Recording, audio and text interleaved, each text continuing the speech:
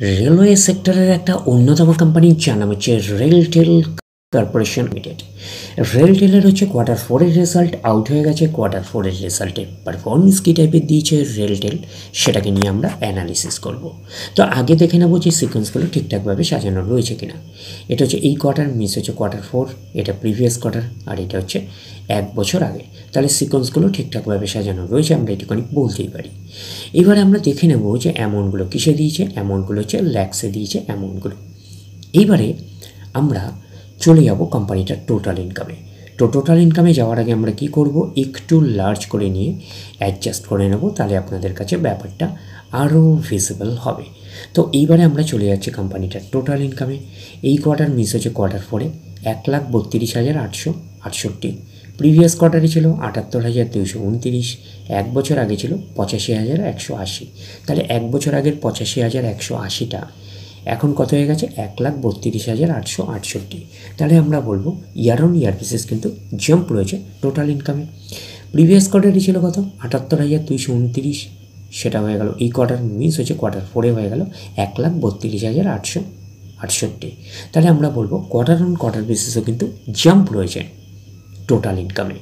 তো ন্যাচারাল ব্যাপার, আমরা জানি যে ইনকাম করতে গেলে কোম্পানিকে এক্সপেন্সেস করতেই হবে। তো এখন দেখার বিষয় কোম্পানিটা ইনকাম করতে গিয়ে কতটা এক্সপেন্সেস করেছে। তো আমরা চলে আসলাম টোটাল এক্সপেন্সেসে। এই কোয়ার্টার মিস হচ্ছে Q4 1,18,943। প্রিভিয়াস কোয়ার্টারে ছিল 69,025। 1 বছর আগে ছিল 76,226।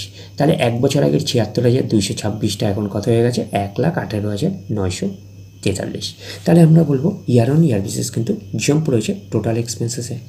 প্রিভিয়াস কোয়ার্টারে ছিল কত, 69,025, সেটা হয়ে গেল এই কোয়ার্টার মিস হচ্ছে Q4 হয়ে গেল 1,18,943। তাহলে আমরা বলবো কোয়ার্টার অন কোয়ার্টার বেসিসও কিন্তু জাম্প রয়েছে টোটাল এক্সপেন্সেসে। এইবারে আমরা বের করবো কি, এইবারে আমরা বের করবো হচ্ছে অপারেটিং প্রফিট।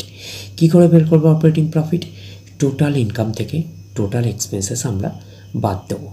বাদ দিলে যেটা পড়ে থাকবে সেটা হচ্ছে অপারেটিং প্রফিট। টোটাল ইনকাম পেয়ে গেছি, টোটাল এক্সপেন্সেস পেয়ে গেছি, টোটাল ইনকাম থেকে টোটাল এক্সপেন্সেস বাদ দিলে পড়ে থাকছে অপারেটিং প্রফিট। অর্থাৎ আপনারা বলতে পারেন profit before exceptional items and tax, এটাকে আমরা অপারেটিং প্রফিট বলতে পারি। এই কোয়ার্টার মিস হচ্ছে Q4 13,925। প্রিভিয়াস কোয়ার্টারে ছিল 9,204। 1 বছর আগে ছিল 8,954। তাহলে 1 বছর আগের 8,954টা এখন কত হয়ে গেছে, 13,925। তাহলে আমরা বলবো ইয়ার অন ইয়ার বেসিস কিন্তু জাম্প রয়েছে অপারেটিং প্রফিটে। প্রিভিয়াস কোয়ার্টারে ছিল কত, 9,204, সেটা হয়ে গেল এই কোয়ার্টার মিস হচ্ছে Q4 হয়ে গেল 13,925। তাহলে আমরা বলবো কোয়ার্টার অন কোয়ার্টার বেসিসও কিন্তু জাম্প রয়েছে অপারেটিং প্রফিটে। তো অপারেটিং প্রফিটটাই নিশ্চয়ই কোম্পানির মেন প্রফিট নয়। তারপরে বিভিন্ন অ্যাডজাস্টমেন্ট থাকলে সেগুলো প্লাস মাইনাস হবে, গভর্নমেন্টকে ট্যাক্স পে করতে হবে।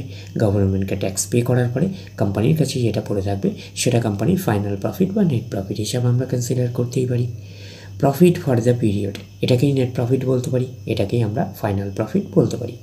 এই কোয়ার্টার মিস হচ্ছে Q4 11,343। প্রিভিয়াস কোয়ার্টারে ছিল 6,505। 1 বছর আগে ছিল 7,753। তাহলে 1 বছর আগের 7,753টা এখন কত হয়ে গেছে, 11,343। তাহলে আমরা বলবো 11,345। তাহলে আমরা বলবো ইয়ার অন ইয়ার বেসিস কিন্তু জাম্প রয়েছে নেট প্রফিটে। প্রিভিয়াস কোয়ার্টারে ছিল কত, 6,505, সেটা হয়ে গেল এই কোয়ার্টার মিস হচ্ছে Q4 হয়ে গেল 11,345। তাহলে আমরা বলবো কোয়ার্টার অন কোয়ার্টার বেসিসও কিন্তু জাম্প রয়েছে নেট প্রফিটে। তো এখানে একটা এন্ট্রি আছে, এন্ট্রিটা হচ্ছে এক্সেপশনাল আইটেম। তো এক্সেপশনাল আইটেম কিন্তু ওয়ান টাইমই হয়, একবারই হয়, এটুখানি কিন্তু মাথায় রাখবেন। তো এক্সেপশনাল আইটেম আমরা কি পাচ্ছি, এক্সেপশনাল আইটেম আমরা পাচ্ছি এই কোয়ার্টার মিস হচ্ছে Q4 আমরা পাচ্ছি মাইনাস, মানে ব্র্যাকেটে আছে 1,194। প্রিভিয়াস কোয়ার্টারে ছিল প্লাসে 236, আর 1 বছর আগে ছিল মাইনাস, সে আছে 39।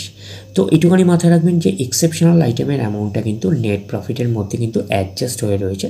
তো সেই কারণে আপনারা নেট প্রফিটের মধ্যে ইয়ার অন ইয়ার বেসিস এবং কোয়ার্টার অন কোয়ার্টার বেসিস কিন্তু কম্পারিজন করতে পারবেন না। তো তখন আমরা কাকে ধরে কম্পারিজন করব? তখন আমরা অপারেটিং প্রফিটটাকে ধরে কম্পারিজন করব। তো অপারেটিং প্রফিটটাকে ধরে যদি কম্পারিজন করি তাহলেও কিন্তু আমরা পাবো ইয়ার অন ইয়ার বেসিস এবং কোয়ার্টার অন কোয়ার্টার বেসিস দুটোতেই কিন্তু জাম্প পাবো আমরা দেখতে পাচ্ছি। তো এইবারে আমরা চলে যাব কোম্পানিটার হচ্ছে ইপিএসে অর্থাৎ আর্নিং পার শেয়ারে। দেখবো যে ইপিএসের অবস্থান কীরকম রয়েছে। তো চলে আসলাম ইপিএসে অর্থাৎ আর্নিং পার শেয়ারে। এই কোয়ার্টার মিস হচ্ছে কোয়ার্টার 4-এ 3.53, প্রিভিয়াস কোয়ার্টারে ছিল 2.03, এক বছর আগে ছিল 2.42। তাহলে এক বছর আগে 2.42টা এখন কত হয়ে গেছে? 3.53। তাহলে আমরা বলবো ইয়ার অন ইয়ার বেসিস কিন্তু জাম্প রয়েছে ইপিএসে অর্থাৎ আর্নিং পার শেয়ারে।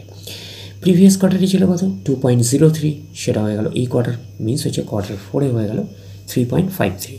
তাহলে আমরা বলবো কোয়ার্টার অন কোয়ার্টার বেসিসে কিন্তু জাম্প রয়েছে ইপিএসে অর্থাৎ আর্নিং পার শেয়ারে। তো ন্যাচারাল ব্যাপার আমরা জানি যে নেট প্রফিটের রিফ্লেকশনটা ইপিএসে পাই। তো নেট প্রফিটের রিফ্লেকশনটা আমরা ইপিএসে পেয়েছি।